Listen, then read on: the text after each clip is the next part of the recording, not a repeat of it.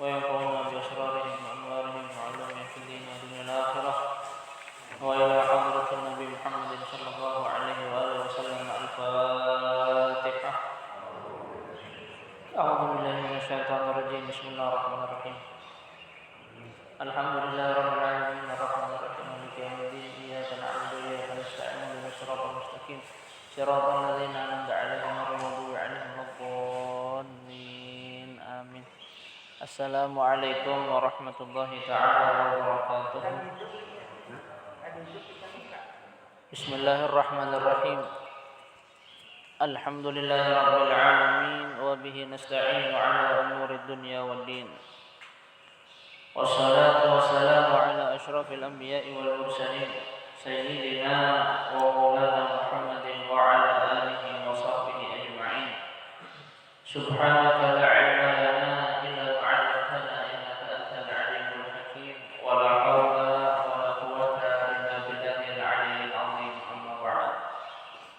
Bapak-bapak dan ibu-ibu jamaah pengajian Masjid Babus Salam yang dimuliakan dan dirahmati oleh Allah Subhanahu wa taala.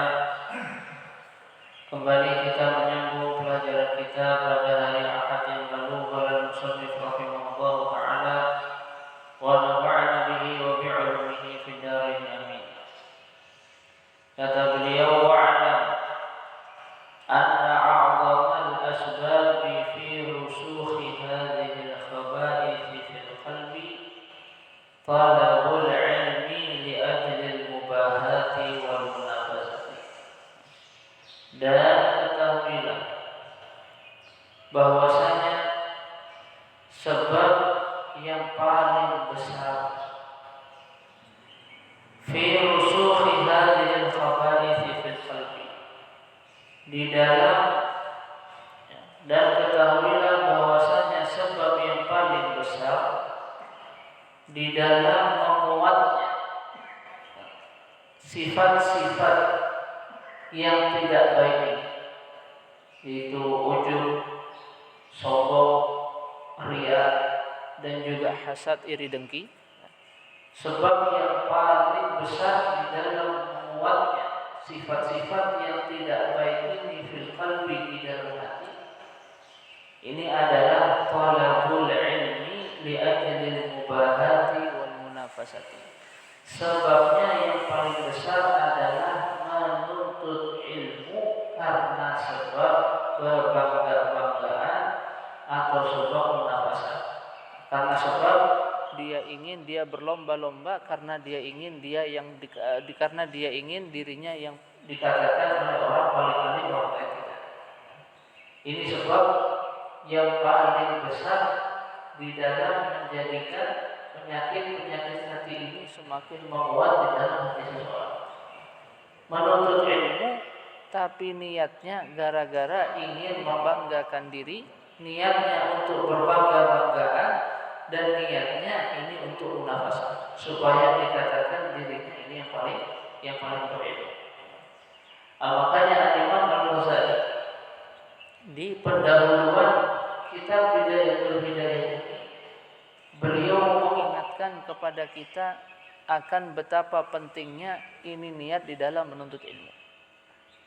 Makanya sebelum masuk pada inti dari kitab Bidayatul Hidayah ini, beliau mengingatkan kita, di mana kita diminta untuk berniat di dalam menuntut ilmu ini, mencari ridha Allah Subhanahu wa taala. Kita diminta untuk berniat di dalam menuntut ilmu ini untuk menghilangkan kebodohan dari dalam diri kita dan dari segala orang yang bodoh dan dari semua orang yang bodoh. Kemudian kita juga diminta untuk berniat dalam menuntut ilmu, untuk menghidupkan agama dan juga menjaga agama. Bahkan beliau ini untuk membangga-banggakan diri, untuk mencari kesenangan dunia, untuk membangga-banggakan diri, untuk mencari kesenangan dunia, maka kata beliau fa anta sa'i fi ihdaki dikik wa ihdaki nafsi.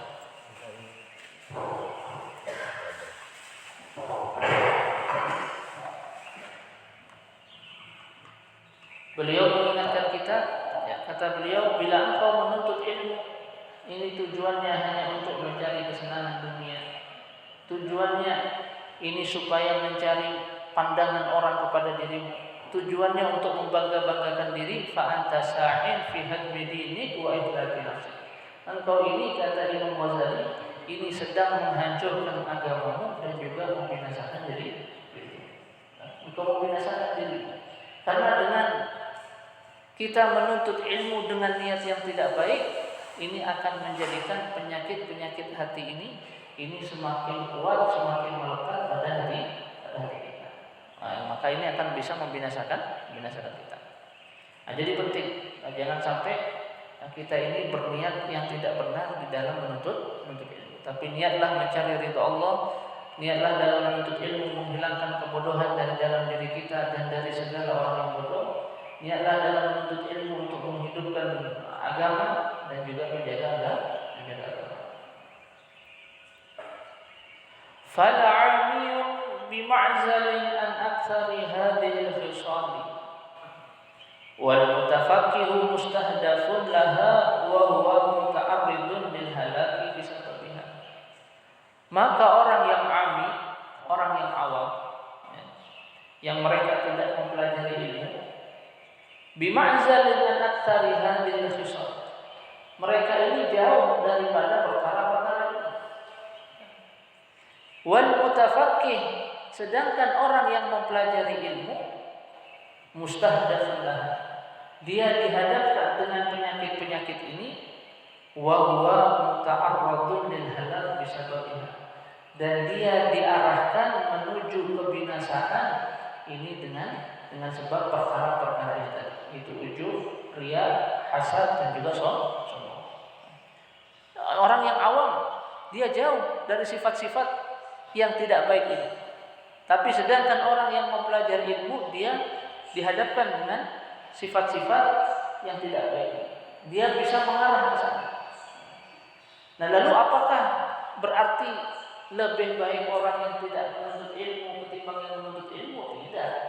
Bagaimanapun juga keadaannya, orang yang tidak menuntut ilmu ini mudaratnya jauh lebih besar ini ketimbang orang yang menuntut ilmu. Mudaratnya jauh lebih besar. Bahkan siksa yang diterima pun lebih besar orang yang tidak menuntut ilmu. Kenapa? Orang yang menuntut ilmu, dia telah mengerjakan satu kewajiban, tapi kewajiban mengamalkannya dia tinggalkan. Sedangkan orang yang tidak menuntut ilmu sama sekali, dia meninggalkan dua kewajiban. Kewajiban menuntutnya dia tinggalkan, kewajiban mengamalkannya juga dia tinggalkan. Nah, sehingga orang yang meninggalkan dua kewajiban tidak sama dengan orang yang meninggalkan satu kewajiban. Nah, jadi bukan berarti kita tidak menuntut ilmu, tidak. Tetap ilmu harus kita tuntut. Nah, karena ini adalah satu kewajiban. Cuman di dalam menuntutnya baguskan niat kita. Perbaiki niat kita ini di dalam menuntut ilmu. Bukan tidak menuntut sama sekali, salah kalau kita tidak menuntut sama sekali. Salah. Karena menuntut ilmu ini kewajiban. Dikatakan di dalam satu syair, al-jahlu lidinil mar'i yuhribu wal ma'u litilka nari yutfiha. Kejahilan ini bisa membakar agama seseorang. Al-jahlu lidinil mar'i yuhribu. Kejahilan ini bagi agama seseorang akan membakarnya. Wal ilmu litilka nari yutfiha, dan ilmu bagi api itu yang akan memadamkannya. Nah, dikatakan oleh Al-Habib Abdullah bin Alawi Al-Haddad dalam salah satu kitabnya, al-jahlu aslu kulli syarrin wa manba' kulli dhararin. Kejahilan ini adalah pokok daripada segala kejahatan dan sumbernya segala mudarat. Ini adalah kejahilan. Nah, sehingga Makanya sehingga Nabi Shallallahu Alaihi Wasallam ini mewajibkan bagi kita ini untuk menuntut ilmu. Nah, cuman kalau kita menuntut ilmu niatnya ini tidak pas, nah ini yang berbahaya. Ini akan menjadikan penyakit-penyakit hati ini, hasad, kibir, kemudian riya dan juga sombong ini bisa melekat di dalam hati kita. Nah, makanya diingatkan betul-betul oleh Imam Ghazali pada pendahuluan kita agar kita membenarkan niat dalam menuntut ilmu. Nah, cuman ketika kita menuntut ilmu, selain kita membaguskan kita punya niat, orang yang cerdas dia akan mendahulukan mana ilmu yang lebih penting ketimbang ilmu yang penting. Ada ilmu yang penting, ada ilmu yang lebih penting. Orang yang cerdas dia ini akan mendahulukan ilmu yang lebih penting untuk dia tuntut. Makanya kata beliau, "Fanzur ayyu umurika aham." Maka lihatlah mana perkaramu ini yang lebih penting. Kalau menuntut ilmu harus kita tuntut, jangan ditinggalkan. Cuman di dalam menuntut ilmu, selain kita ini membaguskan niat, maka lihatlah mana yang lebih penting kata beliau. Atata'allamu kaifiyatal hadar. Apakah engkau akan mempelajari cara menghindar min hadhil muhlikat, daripada perkara-perkara yang membinasakan ini, wa tastaghil, dan engkau sibuk bi islahi qalbik, dengan membaiki hatimu, wa imarati akhiratik, dan memakmurkan akhiratmu. Ambil aham, ataukah yang lebih penting? Kata beliau, lihat mana yang lebih penting.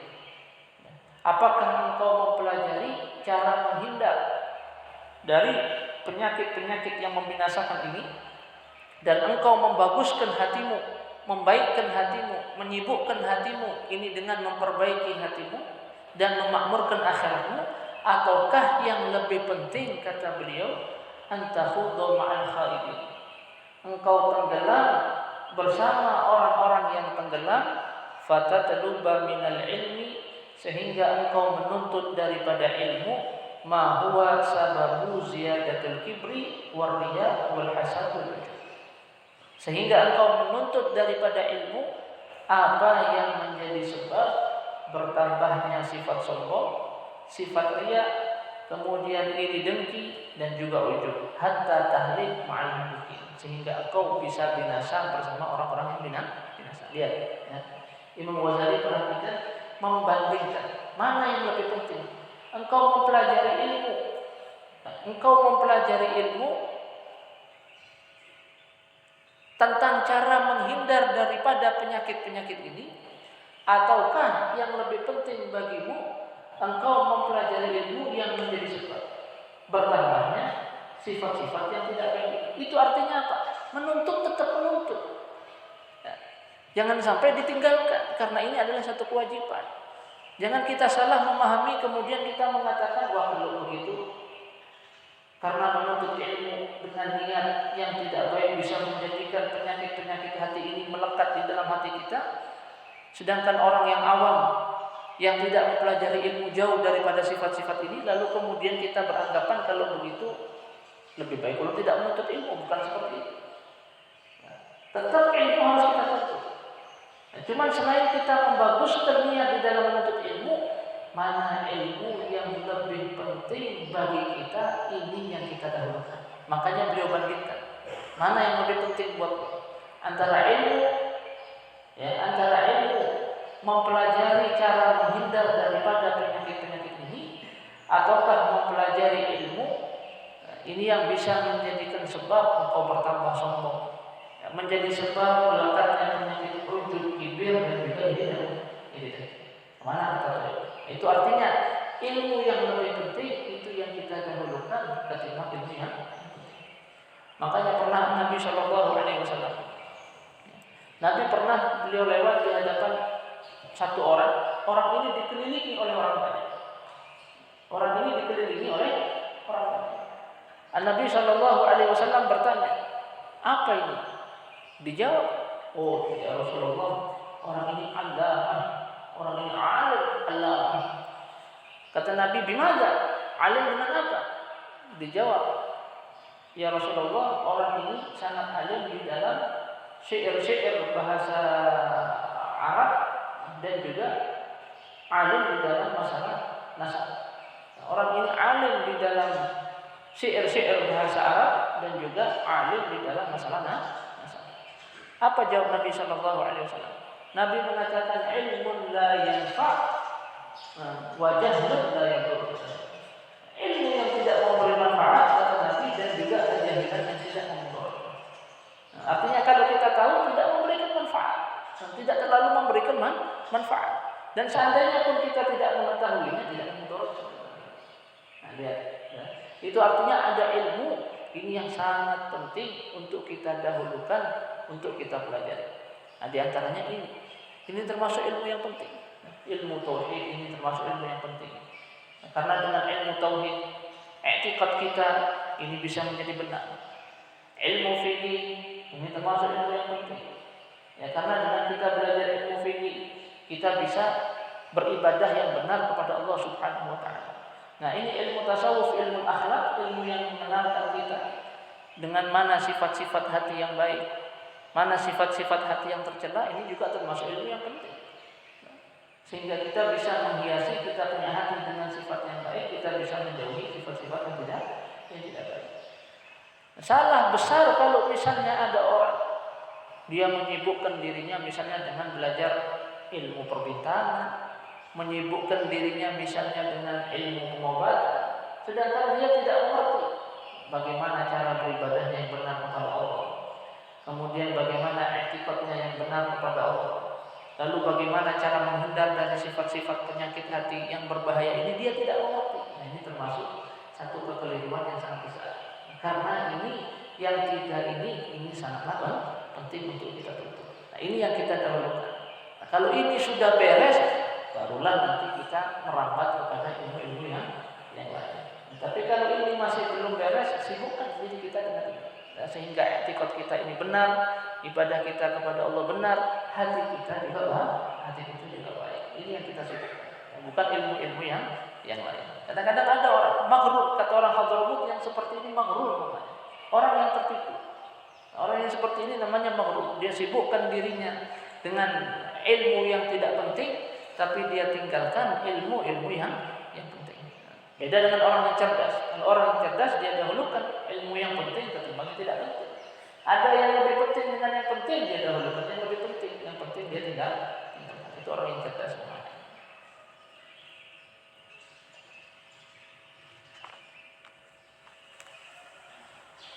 Wa'lam, dan ketahuilah, kata beliau, anna hadhihi al-khisal thalatha min ummahati khaba'ithil qalbi. Dan ketahuilah bahwasanya perkara-perkara yang kita ini, yaitu hasad, iri dengki, ujub, kibir, ini semuanya ini min ummahati khaba'ithil qalbi, termasuk induk atau ibunya penyakit-penyakit hati. Jadi semua penyakit-penyakit hati induknya ya tiga ini. Iri dengki, lalu kemudian riya, ujub dan sombong dihitung satu oleh dia. Ujub dan juga sombong. Ini induknya daripada penyakit-penyakit hati. Jadi penyakit-penyakit hati yang lain kalau ditarik ke atas kembalinya kepada empat ini. Atau tiga dengan menghitung ujub dan kibir jadi satu. Walaha maghrasul wahid wa huwa hubbud dunya. Dan bagi yang empat atau tiga penyakit hati ini akarnya satu. Kalau ditarik lagi ke atas akarnya satu. Apa itu akarnya? Wa huwa hubbud dunya, ini cinta kepada dunia. Ini akarnya. Walidzalika qala Nabi sallallahu alaihi wasallam, hubbud dunya ra'sul li khati'atin. Cinta kepada dunia, kata baginda Nabi, ini merupakan pangkal daripada tiap-tiap dosa. Nah, makanya kenapa kita ini diminta untuk zuhud di dalam dunia. Kita diminta untuk tidak cinta kepada dunia. Karena cinta kepada dunia ini merupakan pangkal daripada segala dosa. Pangkal daripada segala dosa ini adalah cinta kepada dunia. Bukan berarti kita ini tidak boleh memiliki dunia, tidak. Nah, jangan salah. Ada orang beranggapan yang namanya zuhud terhadap dunia, benci kepada dunia itu tidak memiliki dunia sama sekali, tidak. Nah, tapi yang dimaksud dengan zuhud di dalam dunia, tidak ada ketergantungan hati kita terhadap dunia. Ini yang dalam zuhud. Adanya tidak menjadikan kita gembira, tidak adanya tidak menjadikan kita sedih. Itu sebenarnya yang dimaksud dengan zuhud terhadap dunia. Nah, bukan tidak punya harta sama sekali, bukan. Karena Nabi Allah Sulaiman alaihi salatu wasallam, beliau adalah nabi yang punya harta. Kalau kita mengatakan zuhud ini artinya tidak punya harta, berarti Nabi Allah Sulaiman tidak zuhud dong. Nah, bukan seperti itu.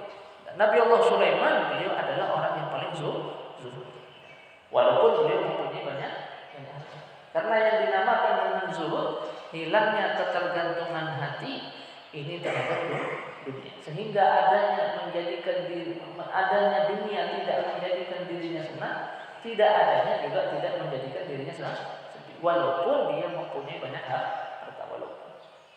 Makanya diceritakan di kota Ainat, Hadramut, ini ada seorang wali Allah Ta'ala namanya Al-Habib Husain bin Syekh bin Abi Bakar bin Salim. Ya, Al-Habib Husain bin Syekh Abi Bakar bin Salim. Al-Habib Husain bin Syekh Abi Bakar bin Salim. Beliau ini mempunyai harta yang begitu banyak, tapi dikenal orang wali Allah Ta'ala. Satu ketika ada orang ini yang ingkar, ini masa sih wali tapi hartanya kok banyaknya luar biasa. Bagaimana dia bisa mempunyai magam di sisi Allah Subhanahu wa Ta'ala sedangkan dia mempunyai kekayaan yang begitu berlimpah? Ada orang yang ingkar. Kemudian dikasih oleh beliau, beliau melihat, dipanggil oleh beliau, wahai fulan, kemarilah. Ketahuilah bahwasanya dunia yang aku miliki yang engkau lihat, seandainya dunia ini hilang dari hadapanku, lenyap dari hadapanku, tidak satupun bulu yang ada di badanku ini bergerak.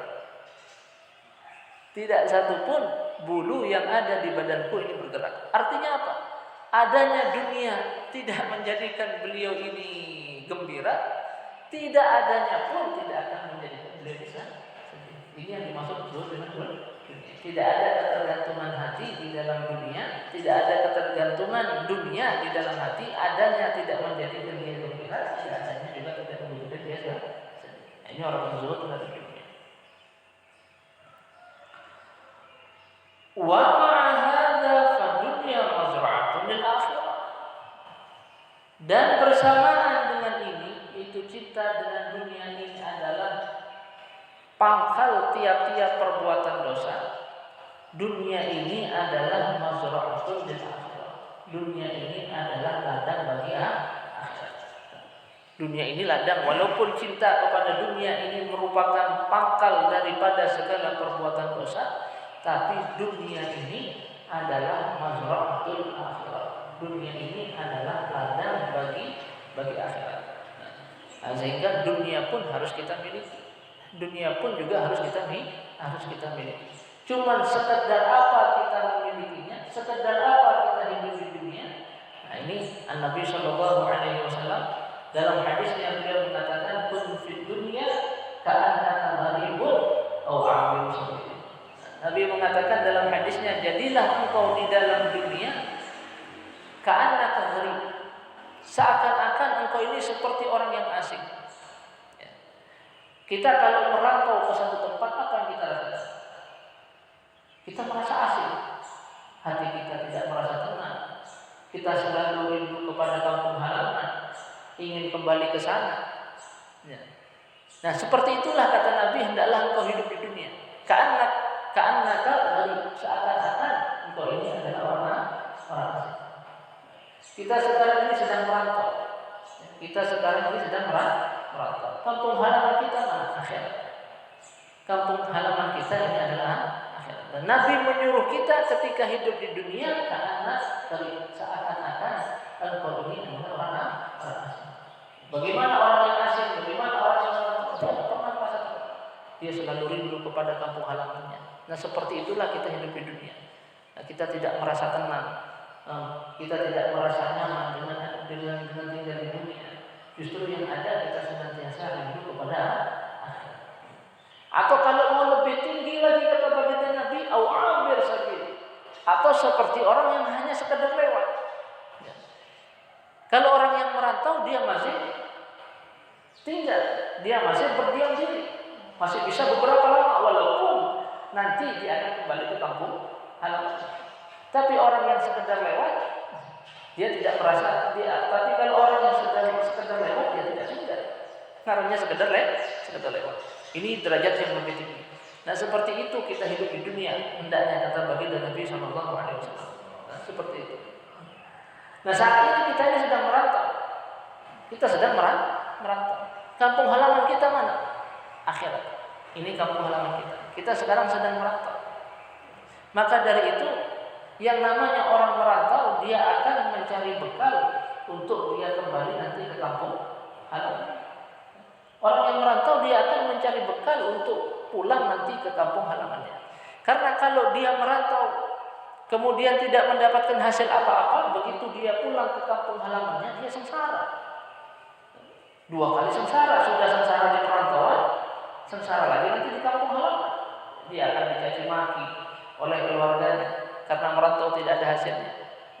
Nah demikian pula kita sekarang ini sedang merantau ke dunia. Kampung halaman kita mana? Akhirat ini adalah kampung halaman kita. Sekarang kita ini dalam perjalanan menuju ke sana. Sekarang kita berada di hari Minggu. Esok kita ketemu hari Senin. Ketemu esok lagi hari Selasa. Ketemu lagi hari yang ketiga. Sampai ketemu ajal kita. Dan sampai ketemu ajal kita.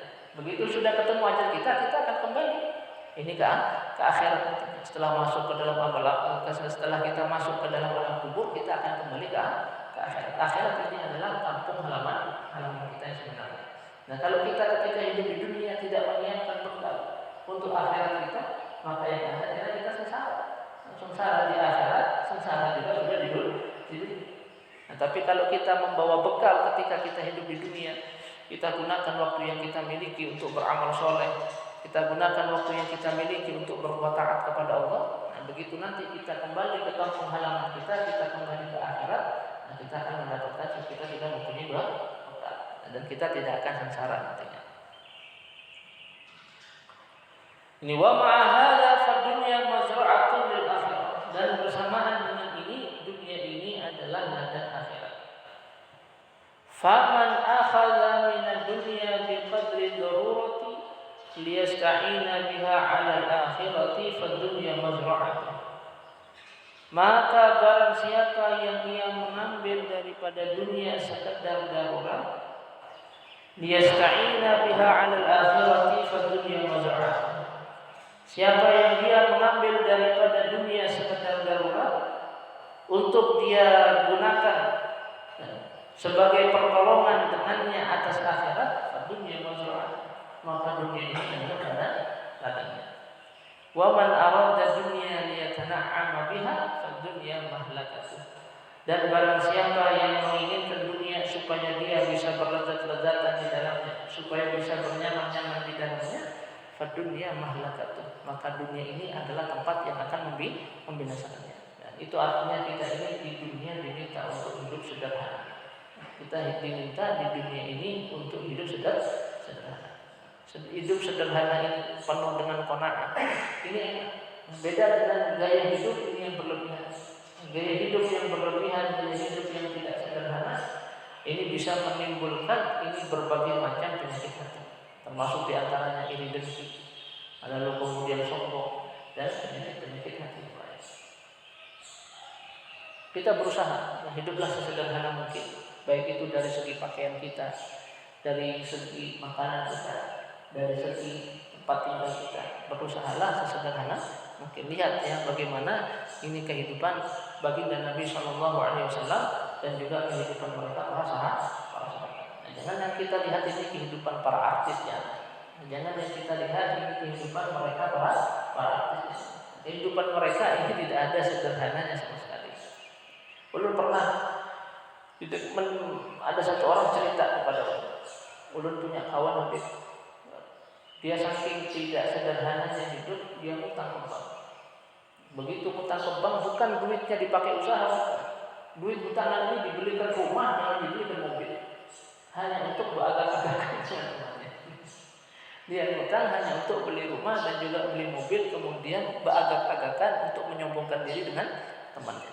Ya akhirnya pada ujungnya dia nggak bisa bayar hutang, orang-orangnya duitnya bukan dipakai usaha, duitnya hanya dibuat beli rumah, juga dibuat beli mobil. Nah akhirnya pada ujung-ujungnya ya rumahnya dan juga mobilnya disita oleh gara-gara hanya menuruti gaya hidup. Nah, hiduplah sesederhana mungkin. Ini seperti hidupnya Rasulullah SAW dan juga para sahabat dan juga para aslaf saleh.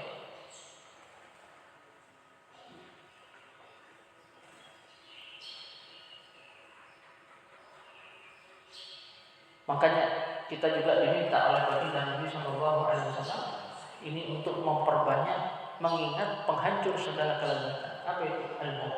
Itu kematian. Karena ingat kepada kematian ini selain bisa menjadikan kita ini bertaubat kepada Allah, menjadikan kita semangat untuk beribadah kepada Allah, mengingat kematian ini bisa menjadikan bencinya kita terhadap dunia, menjauhnya kita terhadap dunia, dan cintanya kita ini kepada Allah.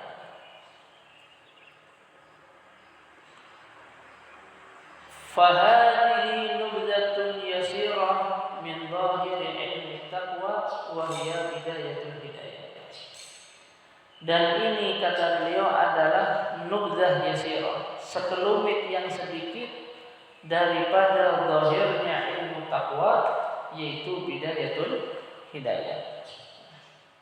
Fa in jarrabta biha nafsak, bila engkau mencoba dengan bidayatul hidayah ini dirimu dan jiwamu, wa tawa'atka 'alaiha, dan jiwamu ini tunduk atasnya, artinya mengamalkan dengan apa yang ada di dalam kitab bidayatul hidayah, fa'alaika bi kitab Ihya Ulumuddin, maka lazimilah olehmu ini kitab Ihya Ulumuddin. Tapi kapan? Setelah kita mengamalkan yang ada di dalam kitab bidayatul hidayah. Setelah kita mengamalkan yang ada di dalam kitab bidayatul hidayah. Karena kalau kita menuntut ilmu, kita menuntut kitab bidayatul hidayah, kita mempelajari kitab bidayatul hidayah, sedangkan kita tidak mengamalkannya, cuman kita ingin mengkaji kitab Ihya Ulumuddin misalnya. Nah ini diingatkan oleh Imam Al-Ghazali juga pada pendahuluan kita. Maka orang yang seperti ini, nafsu yang mendorong dia untuk menuntut ilmu, sedangkan dia tidak mengamalkan apa yang ada di dalam kitab bidayatul hidayah, nafsunya ini adalah nafsul ammarah bisu. Nafsunya ini adalah nafsul ammarah bisu yang mendorong dirinya untuk menuntut ilmu. Nah, pendahulu-pendahulu kita yang soleh, mereka mengamalkan ini terlebih dahulu. Mereka setelah mengamalkan ini terlebih dahulu, baru kemudian mereka naik ini kepada kitab selanjutnya. Seperti itu mereka. Jadi dalam pendidikan ini semua ada jenjangnya, ada. Ini kitab Bidayatul Hidayah ini termasuk kitab yang sangat luar biasa. Berapa orang, banyak di antara mereka yang berjumpa dengan baginda Nabi SAW secara yaqdhah setelah mereka mengamalkan apa yang ada di dalam kitab Bidayatul Hidayah. Berapa banyak orang yang berjumpa dengan baginda Nabi secara yaqdhah setelah mereka mengamalkan apa yang ada di dalam kitab Bidayatul Hidayah. Di antaranya ada 3 orang habaib yang dulu mereka tinggal di kota Madinah. Yang pertama Al-Habib Abdurrahman bin Mustafa Al-Aidus, yang kedua Al-Habib Abu Bakar bin Husain bin Fiqih, dan yang ketiga Al-Habib Mustafa Al-Habib Syekh bin Muhammad Al-Jufri. 3 orang. Mereka bersepakat untuk mengamalkan apa yang ada di dalam kitab Bidayatul Hidayah. Mereka berjanji, 3 kawan ini mereka berjanji untuk mengamalkan apa yang ada di dalam kitab Bidayatul Hidayah. Setelah 3-tiganya mengamalkan apa yang ada di dalam kitab Bidayatul Hidayah, mereka bermimpi, mereka belum bertemu dengan baginda Nabi SAW dalam keadaan setelah mengamalkannya. Al-Habib Umar bin Abdul Rahman, Al-Habib Abdul Rahman bin Mustafa Idrus diperintahkan oleh baginda Nabi untuk berdakwah ke negeri Mesir. Sedangkan Al-Habib Al-Habib Syekh bin Muhammad Al-Jufri diperintahkan oleh baginda Nabi untuk berdakwah ke Malabar, Afrika, Malabar, ke daerah Afrika. Sedangkan Al-Habib Abu Bakar bin Husain bin Fiqih ini diperintahkan kata para ulama untuk berdakwah ke Asia, untuk berdakwah ke Asia. Nah, ini wallahu a'lam, belum pernah ke Aceh. Ada yang menyampaikan kepada kita bahwasanya ini kubur yang ada di Aceh yang tidak tenggelam di saat terjadi tsunami di Aceh, ini adalah kuburnya Al-Habib Abu Bakar bin Husain bin Fiqih. Ada yang mengatakan kuburnya beliau Al-Habib Abu Bakar bin Husain bin Fiqih. Nah, ini 3 orang ini, mereka setelah mengamalkan apa yang ada di dalam kitab Bidayatul Hidayah, mereka berjumpa dengan baginda Nabi dalam keadaan. Jadi ini kitab luar biasa. Jangan kita anggap kitab ini hanya kitab yang kecil, yang tidak ada nilainya. Tidak, ini kitab sangat luar biasa. Man arada hidayah fa'alaihi bi bidayatil hidayah. Para ulama pendahulu kita yang soleh mengatakan, siapa yang menginginkan untuk mendapatkan hidayah, maka hendaklah ia melazimi kitab Bidayatul Hidayah. Jadi mengamalkan ini saja sulit, dan bukan mudah-mudah kita mengamalkan ini. Kalau kita tidak mengamalkan apa yang ada di dalam sini, kita merasa berat, tapi nafsu kita mendorong kita untuk membaca kitab yang lebih besar, kitab Ihya Ulumuddin. Nah, ini kata beliau, nafsu yang mendorong kita ini adalah nafsu ammarah bisu.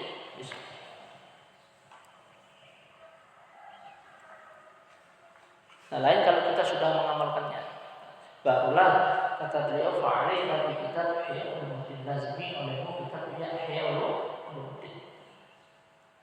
Dulu di kota Karim Hadramaut dahulu ini mereka tidak diperkenankan untuk memakai imamah kecuali mereka menghafalkan apa yang ada di dalam kitab Bidayatul Hidayah. Dulu di kota Karim seperti itu, tidak sembarangan orang pakai imamah. Kalau orang sudah menghafalkan apa yang ada di dalam kitab Bidayatul Hidayah, kemudian dia mengamalkan apa yang ada di dalam kitab Bidayatul Hidayah, baru dipakai itu. Bukan seperti orang sekarang. Orang sekarang kadang-kadang tidak menuntut ilmu sama sekali, tidak jelas mondok di mana, tidak pernah jadi santri, tapi memakai pakaian orang. Dahulu mereka yang berumur tidak seperti itu. Mereka tidak memasangkannya kecuali orang ini telah hafal Bidayatul Hidayah dan juga mengamalkan apa yang ada dalam kitab Bidayatul Hidayah. Nah, baru kemudian fa'alaika bi kitab Ihya Ulumuddin, ini satu kitab yang luar biasa. Ditakrif kaifiyatul usul ila batinit taqwa, supaya engkau ini bisa mengetahui ini cara sampai kepada batin taqwa. Dikatakan oleh salah seorang ulama, seandainya orang kafir ini membuka lembaran-lembaran yang ada di dalam kitab Ihya Ulumuddin, maka niscaya mereka akan masuk ke dalam agama Islam. Saking luar biasanya kitab Ihya Ulumuddin. Jangankan kita membacanya, guru kita mengatakan punya saja di rumah ini barokah. Kitab Ihya Ulumuddin punya saja di dalam rumah ini barokah. Karena dikatakan seandainya boleh ada kitab suci, kata para ulama, sesudah Al-Quran, niscaya yang akan menjadi kitab suci bagi umat Islam adalah kitab Ihya Ulumuddin. Seandainya boleh ada kitab suci sesudah Al-Quran, maka niscaya kitab suci yang akan menjadi pedoman orang Muslim ini adalah kitab Ihya Ulumuddin. Karena pengarangnya luar biasa dan isi di dalamnya ini mencakup baik itu syariat, kemudian tariqat ataupun hakikat dan juga waqif. Semuanya ada dalam kitab Ihya Ulumuddin. Nah, cuman kita menuntutnya sebelum kita sampai ke sana, bacalah terlebih dahulu yang kitab Bidayatul Hidayah. Kemudian ada kitab Arba'in al-Asl, Arba'in fil Usul karangan Imam Ghazali. Lalu kemudian ada kitab Minhajul Abidin. Ini juga karangan Imam Al-Ghazali. Ini sebelum kita sampai kepada Ihya Ulumuddin.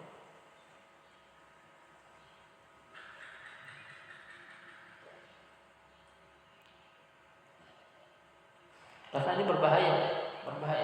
Ketika orang ini dia menuntut ilmu, dia membaca misalnya kitab Bidayatul Hidayah, dia tidak mengamalkan apa yang ada dalam kitab Bidayatul Hidayah, tapi buru-buru ini membaca kitab Ihya Ulumuddin. Nanti yang ada gara-gara yang mendorong dirinya untuk membaca kitab Ihya Ulumuddin ini adalah nafsu ammarah bisu, karena dia tidak mengamalkan apa yang ada dalam kitab Bidayatul Hidayah. Nanti perhatikan, ketika dia selesai membaca kitab Ihya Ulumuddin, yang ada hanya membanggakan dirinya saja. Yang ada ini hanya membanggakan dia bangga ulun sudah selesai kitab Ihya Ulumuddin, orang lain dipandang hina. Padahal dia mengamalkan dengan ilmu tidak. Sehingga yang ada akhirnya hanya sekedar alim di lisan. Dia bangga nanti dengan teman-temannya karena sudah menghatamkan kitab Ihya Ulumuddin. Yang lain nanti dianggapnya hina, dianggap di bawah dirinya. Padahal dia mengamalkan ilmu juga tidak. Ini bisa menjadikan dirinya binasa nanti bersama nanti orang-orang lainnya yang juga ikut binasa. Makanya dalam menuntut ilmu ini perlu kesabaran, perlu tuzah, perlu juga masa yang sangat panjang. Ya, bagaimana Syekh Muhammad Rasul menjadi berapa tahun beliau menuntut ilmu di kota Mekah? Ya, kurang lebih 40 tahun. Kurang lebih 40 tahun beliau menuntut ilmu di kota Mekah. Nah, ini orang zaman sekarang tidak, kepingin cepat. Nah, ketika hari sudah selesai belajar, terus jadi orang alim. Seminggu sudah selesai belajar, kemudian mau menjadi orang alim. Ini menyalahi pendahulu mereka yang soleh. Tidak seperti itu mereka.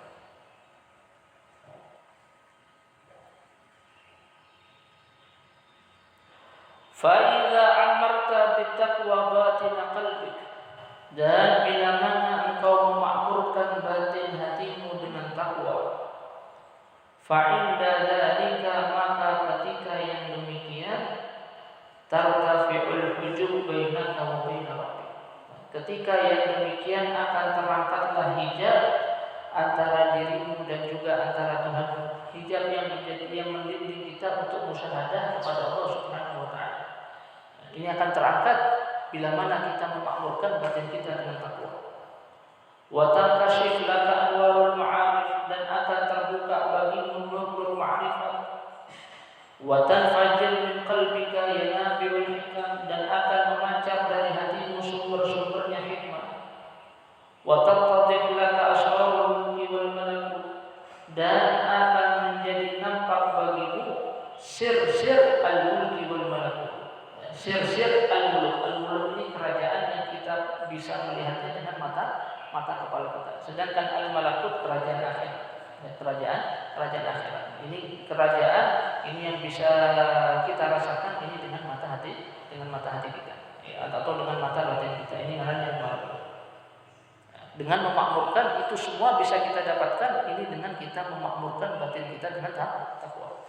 Nah, makanya sebenarnya orang yang ma'rifat kepada Allah Subhanahu wa taala yang sebenarnya, orang yang arif billah yang sebenarnya, itu bukan orang yang arif billah dengan lisannya, bukan.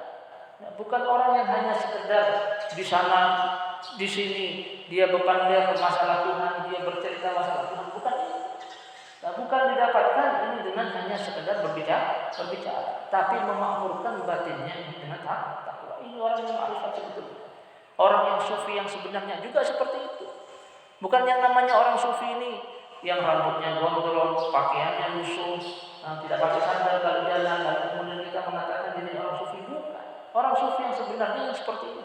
Orang yang memakmurkan batinnya ini dengan takwa. Dia menghiasi hatinya dengan sifat-sifat yang baik. Dia menjauhi segala sifat-sifat hati yang tercela. Dia makmurkan batinnya penuh dengan takwa, penuh dengan muraqabah. Ini namanya sufi yang sebenarnya. Seperti itu mereka. Bukan hanya sekadar berbicara saja. Kalau cuma sekedar berbicara saja, ini namanya kata orang Banjar kisahnya ma'rifat. Kisahnya tasawuf. Hanya kisahnya saja, hanya ceritanya saja. Tapi padahal sebenarnya bukan sufi betulan, tapi sufi-sufian, bukan orang yang arif betulan, ya, tapi pura-pura ma'rifat kepada Allah Subhanahu. Karena intinya dengan memakmurkan batin kita dengan takwa, kita akan mendapatkan ini semua.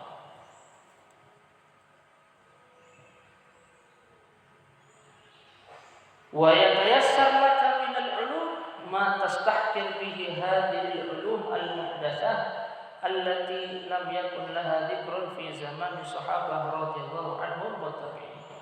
Dan akan mudah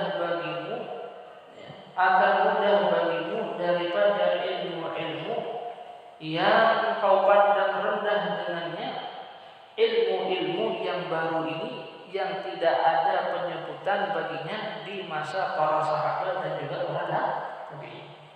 Artinya dengan kita memakmurkan batin kita penuh dengan takwa, maka akan muncul sumber-sumbernya hikmah, kemudian hijab antara kita dengan Allah Subhanahu wa taala akan terangkat. Kemudian nur ma'rifat ini akan menjadi terbuka, sehingga akhirnya kita ini akan memandang hina, memandang rendah ilmu-ilmu yang tidak ada sama sekali penyebutannya di masa para sahabat ataupun para tabi'in. Kita akan memandang rendah ilmu-ilmu yang tidak bermanfaat, ya seperti misalnya ilmu perbintangan ataupun ilmu pengobatan. Kita akan menganggap ini ilmu apa sih, ilmu yang tidak bermanfaat, dengan kita memakmurkan batin kita dengan takwa. Nah, makanya diceritakan Al-Imam Al-Ghazali, beliau ini jadi imam di masjid. Beliau punya saudara namanya Al-Imam Ahmad. Al-Imam Ahmad bin Muhammad Al-Ghazali. Beliau enggak mau sholat di belakang Al-Imam Al-Ghazali. Pernah beliau tidak mau sholat di belakang Imam Al-Ghazali. Akhirnya beliau meminta kepada Al-Imam Al-Ghazali, beliau meminta kepada ibunya, wahai ibuku, tolonglah perintahkan saudaraku ini untuk sholat di belakangku. Perintahkan saudaraku untuk sholat di belakangku. Akhirnya dipanggil oleh ibu. Al-Imam Ahmad bin Muhammad, saudara Imam Ghazali, dipanggil oleh ibunya. Wahai Ahmad, sholatlah engkau di belakang saudara Muhammad Al-Ghazali. Sholatlah engkau di belakang. Akhirnya karena perintah ibunya dia pun sholat. Tengah-tengah sholat dia mufaraqah. Tengah-tengah sholat Imam Ahmad mufaraqah. Beliau berpisah. Beliau sempurnakan sholatnya sendirian. Beliau mufaraqah. Selesai sholat Imam Ghazali bertanya, wahai saudaraku, kenapa kau jadi mufaraqah tengah sholat? Dijawab oleh Imam Ahmad, ketika aku sholat aku melihat dirimu penuh dengan darah. Aku melihat dirimu penuh dengan darah. Aku melihat engkau ketika sholat penuh dengan darah, makanya aku mufaraqah. Oh, kata Imam Ghazali, betul engkau. Karena ketika tadi aku mengerjakan sholat, aku sedang memikirkan masalah perempuan mutahayyirah. Perempuan mutahayyirah ini perempuan yang tidak tahu berapa jumlah haid kebiasaannya, kapan bolehnya, tidak tahu, mutahayyir. Aku sedang memikirkan masalah perempuan mutahayyirah tadi di saat aku mengerjakan sholat. Ya, Imam Ahmad melihat bahwasanya engkau penuh dengan darah, makanya aku mufaraqah. Oh, betul kata Imam Ghazali. Aku tadi ketika sholat aku sedang memikirkan masalah perempuan mutahayyir. Padahal perempuan mutahayyir ini jarang terjadi, bukan tidak terjadi, ada terjadi, tapi sesuatu yang jarang terjadi. Imam Ahmad melihat Imam Ghazali ini penuh dengan darah. Lalu Ahmad bertanya, engkau belajar ilmu kepada siapa? Dijawab, kepada Syekh fulan. Akhirnya Al-Imam Al-Ghazali beliau mendatangi syekh yang lain. Beliau mendatangi syekh yang lain ingin berguru kepada dirinya. Begitu sampai kepada syekh yang lain, syekh ini mengatakan, wahai Muhammad, engkau tidak akan sanggup belajar kepadaku. Tidak, kata Imam Ghazali, saya sanggup untuk belajar kepadamu. Apapun yang kau perintahkan akan ulun turuti. Akhirnya diperintahkan oleh gurunya untuk menyapu lantai. Diperintahkan oleh gurunya untuk menyapu lantai. Akhirnya Imam Ghazali beliau mengambil sapu ingin menyapu lantai. Begitu Imam Ghazali mengambil sapu, kata gurunya, sapulah lantai ini dengan tanganmu, jangan dengan menggunakan sapu. Sapulah lantai ini dengan menggunakan tanganmu, jangan menggunakan sapu. Akhirnya disapulah oleh Imam Ghazali dengan menggunakan tangannya. Lalu kemudian Imam Ghazali melihat di situ ada tahi binatang, ada kotoran binatang yang begitu banyak. Imam Ghazali ingin melepas bajunya supaya tidak terkena najis. Itu dilepas. Tapi gurunya mengatakan, sapulah dan kenakan pakaian yang kau pakai, jangan kau lepas. Kenakan pakaian yang kau pakai, jangan kau lepas. Begitu Imam Ghazali menuruti perintah gurunya, dia ingin menyapu kotoran ini tak menggunakan pakaian yang dia pakai. Gurunya melihat Imam Ghazali betul-betul mempunyai hati yang begitu ikhlas dalam menuntut ilmu. Dilihat oleh guru. Begitu dia mau menyapu, wahai Muhammad, sudah, jangan kau sapu. Sekarang kembalilah kau ke rumah. Begitu dia pulang ke rumah, dia mendapatkan ilmu ini yang sama sekali tidak didapatkan oleh guru sebelumnya. Dia mendapatkan ilmu yang tidak didapatkan pada guru sebelumnya. Terbuka ma'rifatnya Imam Ghazali. Lalu kemudian muncul dari lisannya ini sumber-sumber hikmah. Sehingga akhirnya ia pun memandang hina ini ilmu-ilmu yang dahulu dia pelajari dari guru lain.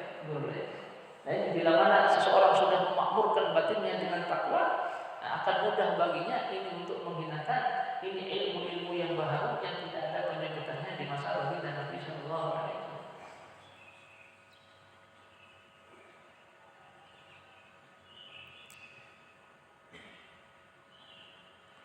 Wa in kunta tatlubul ilma minal qili wal qali wal mira'i wal bidal fa ma'aqul musibah. Dan bila mana engkau menuntut ilmu dari qil dan qal hanya sekedar dari perkataan, kemudian dari debat, fa ma'aqul musibah. Alangkah besarnya ini musibah. Kalau kita menuntut ilmu ini hanya sekedar daripada ucapan dan juga daripada melalui debat, alangkah besar musibah. Karena penting seorang guru ini mengetahui penyakit-penyakit hati. Ini sangat penting bagi kita, dan sangat penting bagi kita. Makanya jangan heran kadang-kadang ada orang ini menuntut ilmu kepada seorang guru, ini disuruh terlebih dahulu untuk bersih-bersih, untuk bersih-bersih rumahnya, untuk berkhidmat kepadanya. Semuanya ini terkadang dilakukan mereka untuk mematikan ini syahwat yang tidak baik yang ada pada dirinya sebelum mereka menyampaikan ilmu. Sehingga ketika mereka menyampaikan ilmu, hati mereka ini sudah tidak ada lagi nafsul ammarah bisuknya. Sehingga akhirnya ilmu yang mereka tuntut ini menjadikan bermanfaat buat mereka. Ya seperti tadi ya, seperti tadi Imam Ghazali disuruh nyapu. Disuruh nyapu.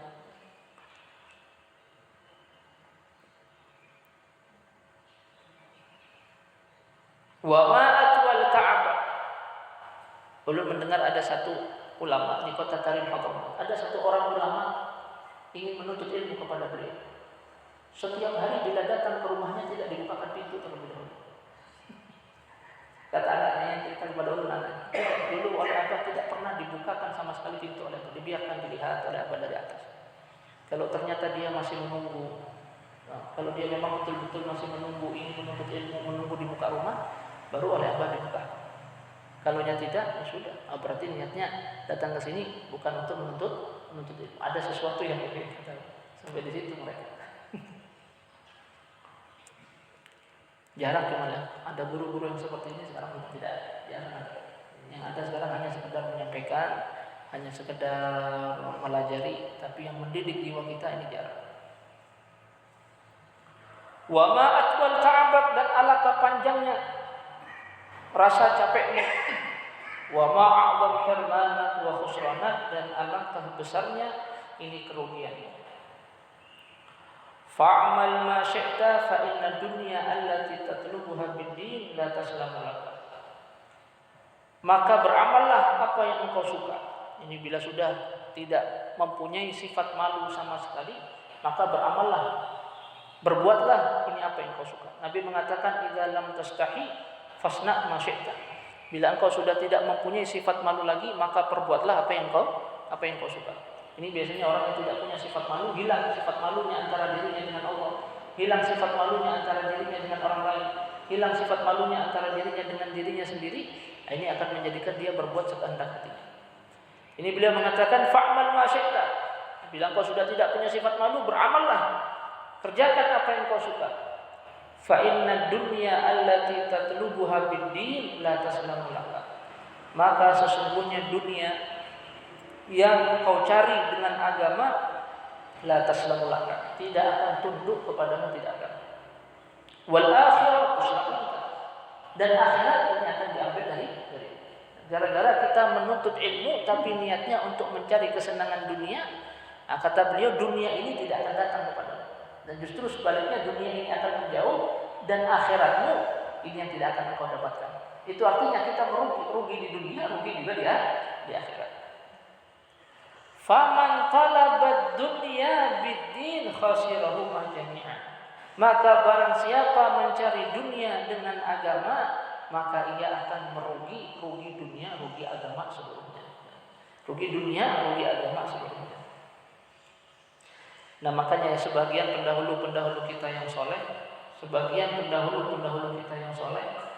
di antara mereka ada yang walaupun sudah berilmu, walaupun sudah alim, mereka tetap bekerja.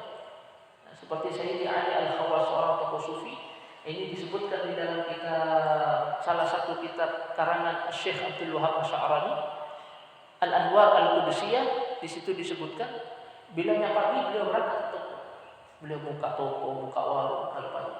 Siang baru kemudian beliau mengajar. Ini walaupun sudah ada. Kenapa? Karena seperti ini. Mereka ini, orang-orang seperti mereka ini terkadang mereka khawatir. Mereka khawatir kalau mereka ini dengan tidak mereka bekerja, mereka tidak istiqomah, kemudian mereka makan ini dari harta, mereka memakan harta dari sebab agama mereka. Ini yang mereka khawatir. Tapi kalau mereka bekerja, mereka akan makan dengan hasil daripada usaha mereka. Tapi kalau mereka tidak bekerja, mereka khawatir. Kalau nanti mereka tidak istiqomah, maka mereka bisa memakan harta ini dari sebab agama mereka. Lain kalau misalnya gurunya misalnya memberikan perintah, nanti engkau setelah selesai dari pesantren, ngajarlah, enggak usah kerja. Allah akan membukakan bagimu rezeki. Nah, kalau yang begini, enggak usah kerja, ikuti apa perintah guru. Nah, tapi kalau dia tidak, nah ini alangkah baiknya kalau kita ini mempunyai pekerjaan walaupun kita ini sudah menuntut ilmu, supaya jangan sampai ketika kita tidak istiqomah dalam menuntut ilmu, kita bisa masuk dalam kategori nanti orang-orang yang mereka ini memakan dunia ini daripada agama.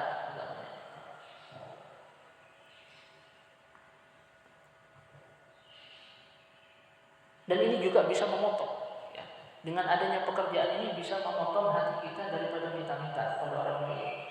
Ya, bisa menjadi sebab terputusnya kita ini berharap kepada orang lain. Ini dengan adanya pekerjaan. Ya, kadang-kadang kita melihat berapa banyak orang yang berilmu, dia suka mondar mandir di hadapan pejabat, menjilat para pejabat. Kadang-kadang sebabnya ini. Nah, kadang-kadang salah satu sebabnya ini, dia tidak punya pekerjaan sama sekali. Sehingga dia mengharapkan kepada pemberian orang lain. Tapi kalau ada pekerjaan, ini lebih selamat, lebih menjadikan hati ini tidak berharap kepada orang lain. Lain kalau ada perintah dari gurunya, ikuti perintah gurunya.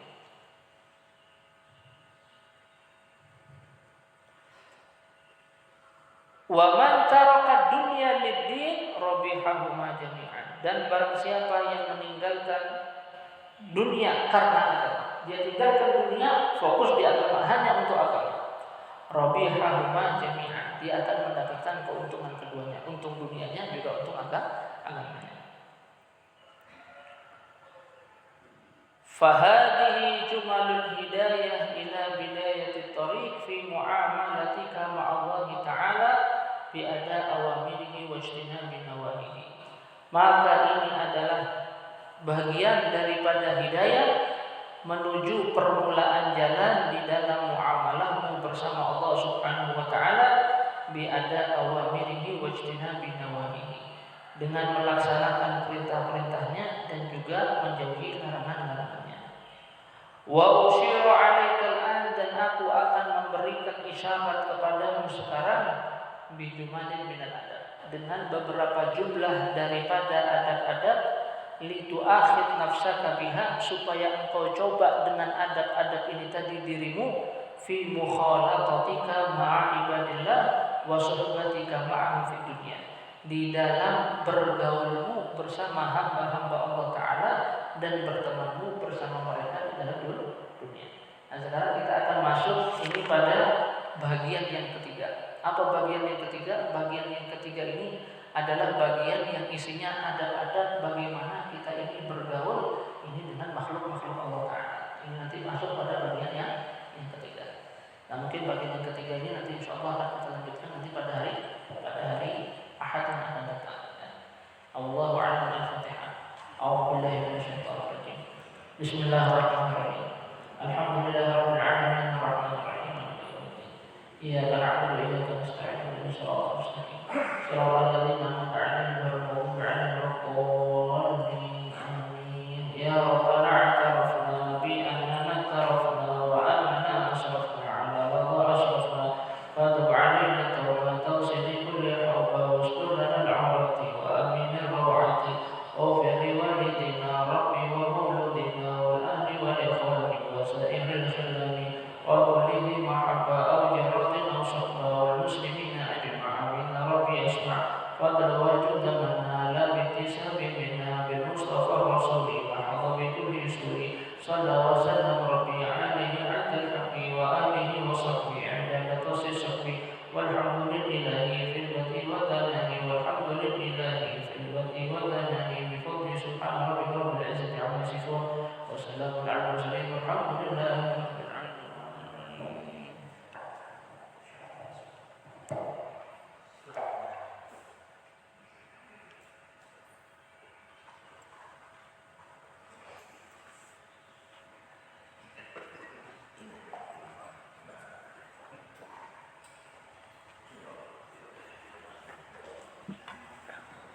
Makasih ya.